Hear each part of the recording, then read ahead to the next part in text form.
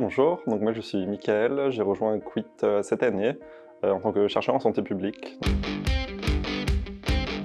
Alors oui, quand on fume une cigarette ou quand on vape, la principale substance qu'on cherche à avoir dans l'organisme, c'est la nicotine. Pourquoi la nicotine? Parce que la nicotine est une substance qui est très addictive et qui, en réalité, a un accès très facile à l'organisme.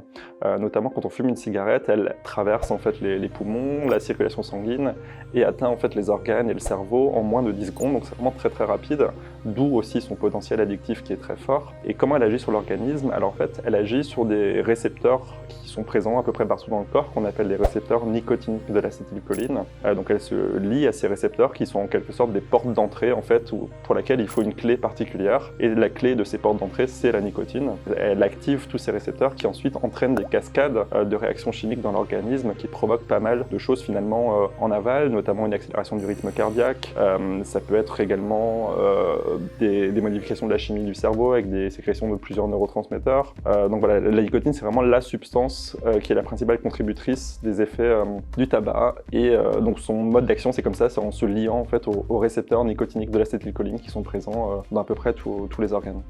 Alors oui, c'est justement ça qui crée l'addiction et la dépendance à la nicotine, c'est le fait qu'elle agisse sur le cerveau. Alors comment est-ce qu'elle agit sur le cerveau? Alors elle se lie exactement comme dans l'organisme à des récepteurs, qui sont les récepteurs nicotiniques de l'acétylcholine. Et en fait, dans le cerveau, quand la nicotine se lie à ces récepteurs, il va y avoir des cascades en fait, de production de certains neurotransmetteurs qui vont se dérouler, notamment de la production de dopamine, qui est impliquée dans le renforcement des comportements qui apportent un certain plaisir, des cascades de production de sérotonine, qui est un neurotransmetteur qui est notamment chargé du plaisir et de la régulation de l'humeur, de GABA qui gère l'anxiété, de noradrénaline qui est plus sur le versant attentionnel et de la concentration. Donc en fait la nicotine quand elle pénètre dans le cerveau elle entraîne un peu des cascades comme ça, des sortes de shoots de neurotransmetteurs qui sont impliqués dans plein de choses différentes et qui vont provoquer en fait cette impression que la nicotine ça fait du bien parce que du coup je fume une cigarette et puis je me sens plus concentré, je fume une cigarette et puis j'ai l'impression que ça me procure du plaisir. Donc voilà ça va agir comme ça et en réalité la nicotine elle reste quelques heures dans l'organisme, donc en fait si vous fumez régulièrement et en fait votre corps il va être exposé, votre cerveau va être exposé en permanence à la nicotine, ce qui fait qu'il va devoir s'adapter parce que c'est une substance qui est normalement pas retrouvée en très grande quantité dans l'alimentation naturelle pour que votre corps puisse s'adapter à cette quantité de nicotine qui est beaucoup plus importante que ce qu'il devrait avoir. Il va produire plus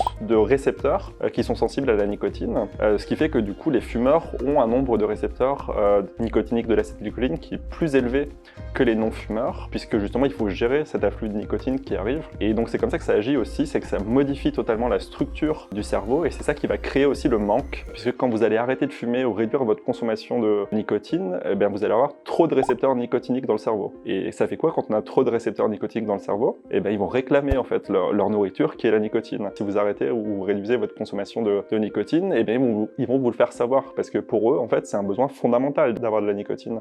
Et donc vous allez éprouver des symptômes de manque, ce qui peut se manifester par des troubles du sommeil, des troubles digestifs, une irritabilité, une anxiété. C'est comme ça que ça agit sur le cerveau, ça se lie sur les mêmes récepteurs partout ailleurs dans l'organisme, sauf que du coup ces récepteurs ils vont se multiplier, ils vont être en surnombre dans le cerveau, et ce qui va générer du coup le manque à l'arrêt de la consommation.